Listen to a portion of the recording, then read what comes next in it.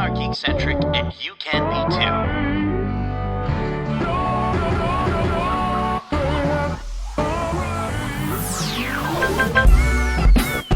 Love ya.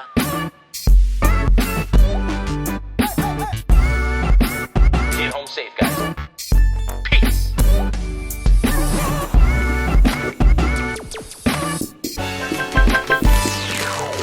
Welcome to the Geekcentric podcast, and welcome to our special Behind the Geeks episode for Disney's Mufasa, The Lion King.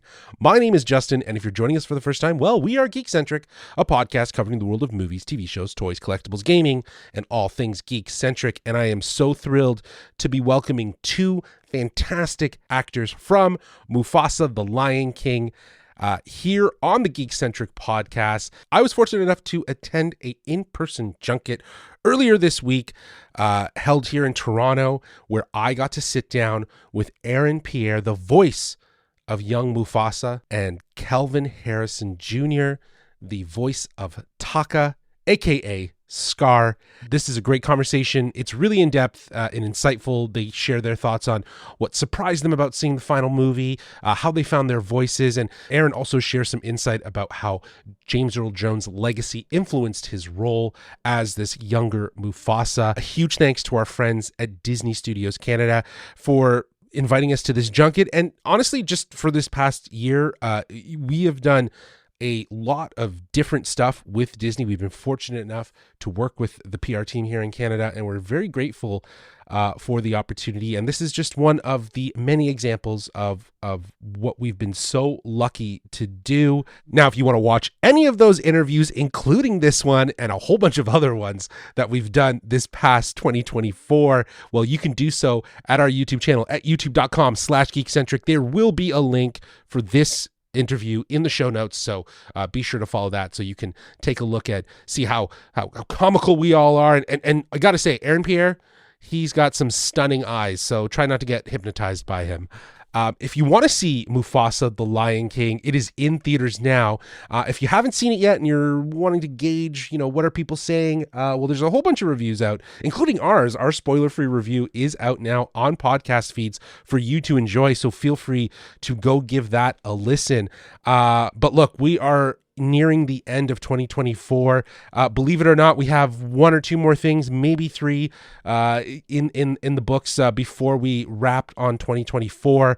But again, we are so grateful for you, the listeners, and for anyone who has reached out and contacted us and just shared the time and have listened to our episodes, listened to us rant. We've had a lot of reviews. We've had a lot of interviews this year. We've been very blessed, and we're hoping for more in 2025. And like I said, there's still a couple more surprises for 2024.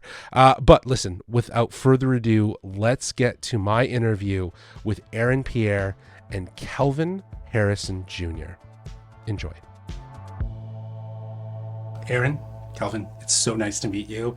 Thank you for joining us on the Geekcentric podcast. How you both doing?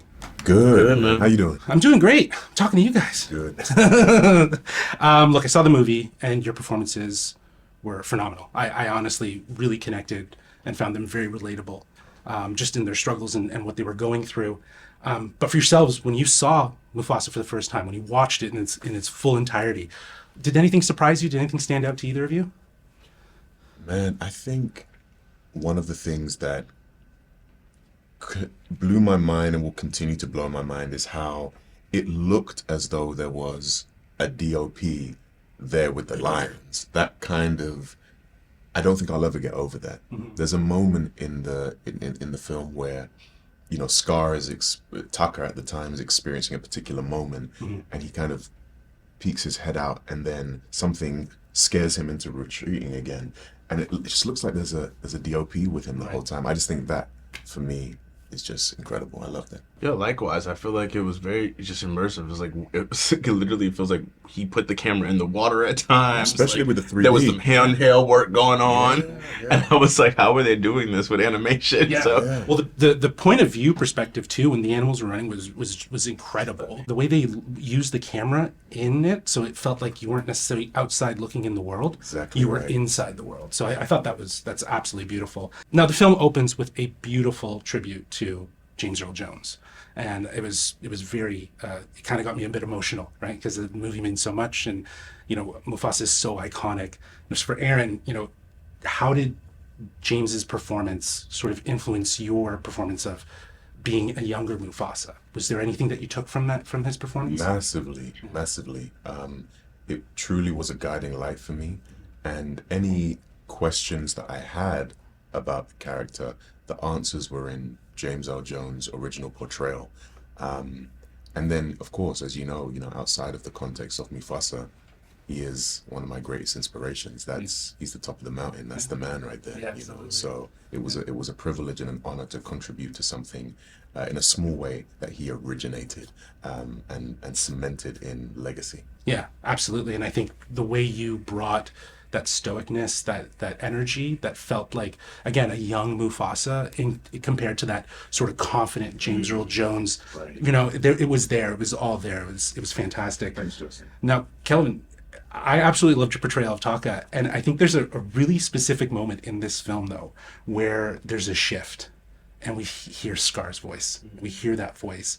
It's very noticeable, and I absolutely loved it because it feels like something happened. It felt authentic. It felt like you changed. What was that change for you? What was it that inspired you to shift your voice into finding that Scar voice? I'm glad you know it, because honestly, when I watched it, I was scared that I was like, is this enough? So should I have done more? I got really insecure. I think it was in the song. I think it's in Brother Betrayed. And I think what Lynn did so well was melodically, he gives me an opportunity where the song starts off in this higher register. And this was the voice that we created with Barry for Taka, right? For him to live in this like joyful blah blah blah blah blah space, and then at the end of the song, it melodically goes down into this run, and I was like, okay, now is my opportunity to walk into this, whatever, drag it out and become, what we all know and love and appreciate. So I just kind of played with that and see where it took me. It feels like he found his confidence in that moment. 100%. He found his confidence. He understands that he needs to command the room. Exactly. Otherwise, Kairos is not going to respect him. Right. Exactly. That's amazing. Now we're talking about obviously voice acting. It is such a feat, right? We had the opportunity to talk to Kevin Durant and Owen Teague from Kingdom of the Planet of the Apes, and they did more motion capture stuff, and they talked about how they embodied their characters. Now the process, was it different for you guys? Like obviously there was no motion capture, but how did you bring to life? How did you embody those characters so that you could bring? Were you roaring? No. Yeah. Roaring? I think I've said a number of times. I'm quite particular, so I have notes for film and notes for TV and theater, but I had no notes for animation. This was my first time ever embarking on that journey, so I really had to throw myself in. And what I discovered is that actually it's most aligned with a play. It's most aligned with theater. You and Kelvin says this really eloquently. You get to revisit scenes and you get to live with characters in a similar way that you do with a play. In fact, maybe even more so because we did this for 3 years. Right. So for me, it was really just about treating that studio not like a studio and treating it like your stage. And of course, you have to stay within the physical confines of, okay, the mic is here. You can't really go too far to the left or right of that, or up or down of that. But you can use the space around you to physicalize any emotions you might be feeling, or if you're climbing, you can reach up, or whatever it might be. And I think that's a really beautiful thing. Yeah. How about for yourself? Was there anything in regards to how you embodied Taka? Was there in that voice performance? It was more so in the physicality, and I definitely tried to lean into really trying to get into a mood of what, and certain notes of what he had to bring to the table. And then I looked at a lot of YouTube videos of Jerry Irons when he was doing the voice recording, and I wondered, those videos are so incredible, so brilliant, and so informative, because so much of what a voice sounds like is about what physically moves and how the mouth moves and how the head moves while they're doing it, and how the breath is coming out. And so I think I tried to embrace that as much as possible. It translates. I definitely can see Can that. I say as well, something for Kelvin and I that was really wonderful is, so we don't take ourselves seriously, but we take our work and our Too craft seriously. incredibly seriously. That's great. And it was so nice for both of us to see footage of James Earl Jones in the studio and Jeremy Irons in the studio, and they take it really seriously. There's a beautiful video of James Earl Jones discovering the roar. It's phenomenal. There's videos of Jeremy Irons. They're taking it seriously, and like that made us feel like, oh, it's okay to take this as seriously as we do because we care about it. Right, absolutely.